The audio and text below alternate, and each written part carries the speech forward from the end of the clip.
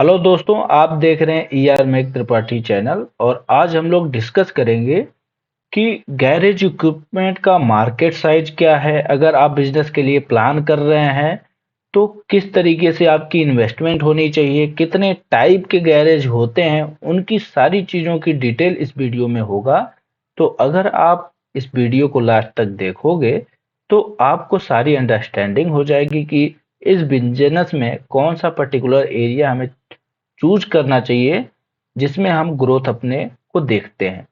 तो आज का जो टॉपिक है वो ये है कि ग्लोबल मार्केट में जो अपॉर्चुनिटी हैं वो किस तरीके से हैं और कितने कितने टाइप के इक्विपमेंट की बिहाफ पे आपकी क्लासिफिकेशन है गैरेज की।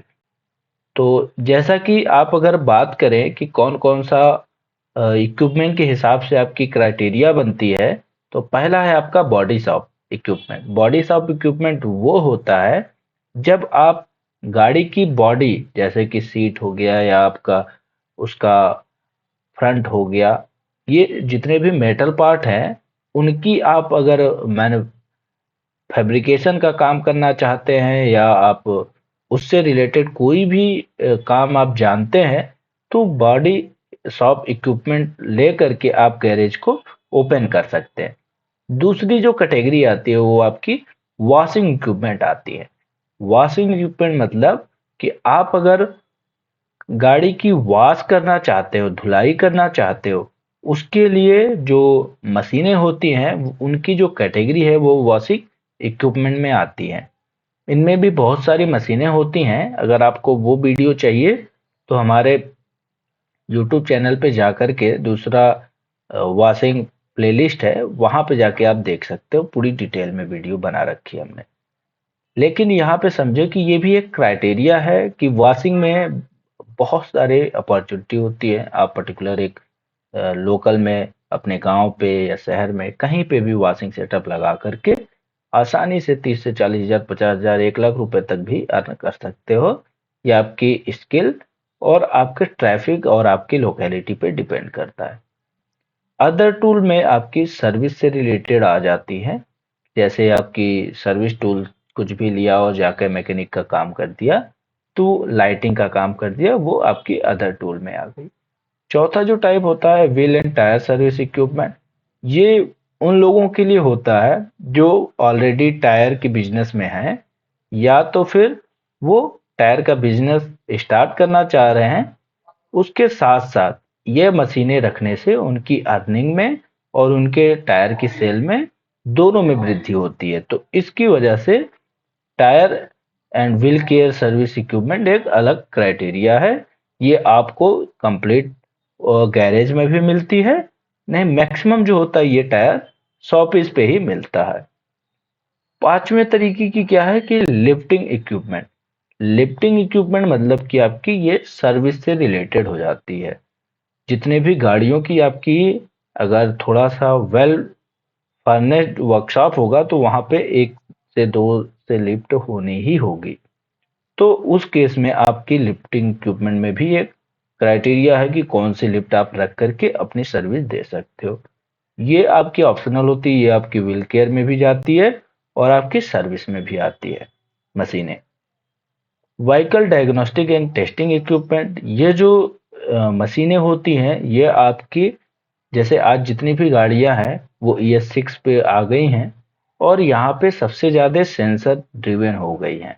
तो जो हमारे पुराने भाईजन हैं जो आपकी वर्कशॉप चला रहे हैं या मैकेनिक हैं, उनको उतना अवेयरनेस नहीं है इलेक्ट्रॉनिक चीज़ों को लेकर के, मेगाट्रॉनिक्स को लेकर के या सॉफ्टवेयर को लेकर के। जिस तरीके की डिवाइसेस होती हैं हमारी गाड़ियों में, तो उसके लिए उनको डायग्नोज कैसे कर पाए, वो मैकेनिकल आप टाइम 10 घंटे भी लगा दोगे, 2 दिन भी लगा दोगे, वो छोटा सा प्रॉब्लम होगा और वो नहीं डायग्नोज होगा, नहीं दिखेगा। लेकिन जब आप इंजन स्कैनर आता है उसकी मदद से अगर डायग्नोज करने जाओ कि गाड़ी में एग्जैक्ट प्रॉब्लम क्या है, वो विद इन 10 to 30 मिनट आपको वो डायग्नोज करके दे देगा कि क्या प्रॉब्लम हो सकती है। वो संभावनाएं को उसमें इंडिकेट कर देगा कि आप ये चेक कर लो, फ्यूल सेंसर चेक कर लो, ये चेक कर लो, बॉडी का वो पार्ट चेक कर लो, गियर चेक कर लो।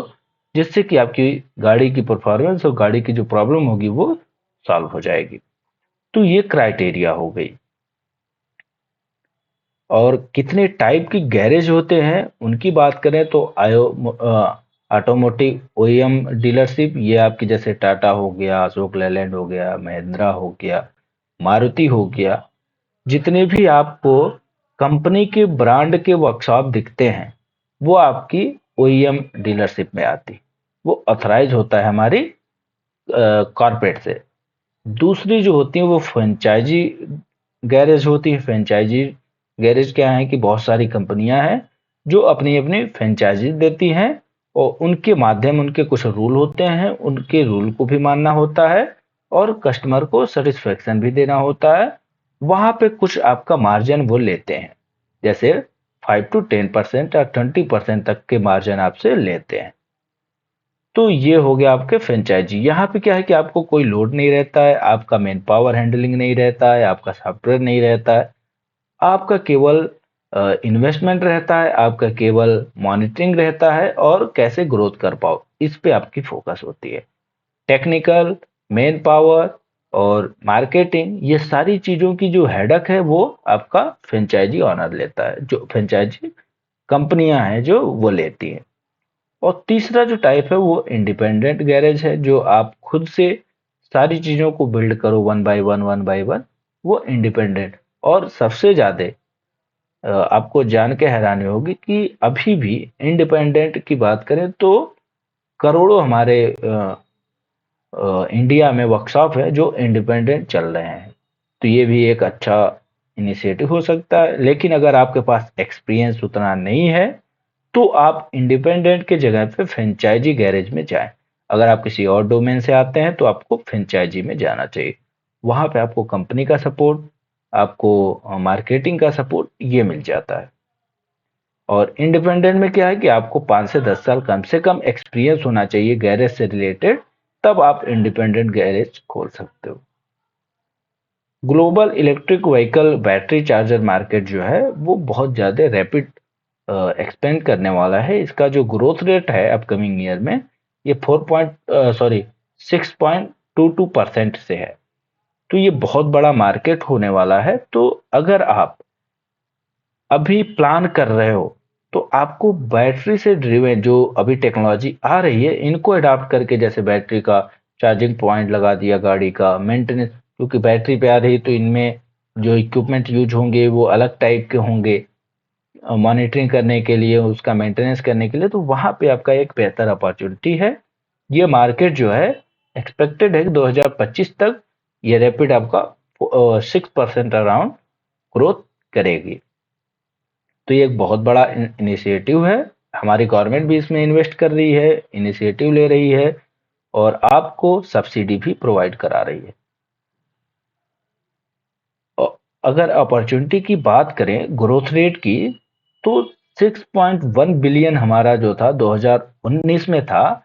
अभी अगर 27 की बात करें तो ये करीब करीब 10.7 बिलियन हो जाएगा। ये 25 से 27 इसलिए कहा जा रहा है क्योंकि अभी 2 साल का जो हमारा कोविड आने की वजह से, अन्यथा ये जो ग्राफ देख रहे हो आप, ये 15 या 20 या 20 बिलियन डॉलर का होने की संभावना थी। और इंडिया की अगर बात करें तो ये फास्टेस्ट ग्रोइंग इकोनॉमी है।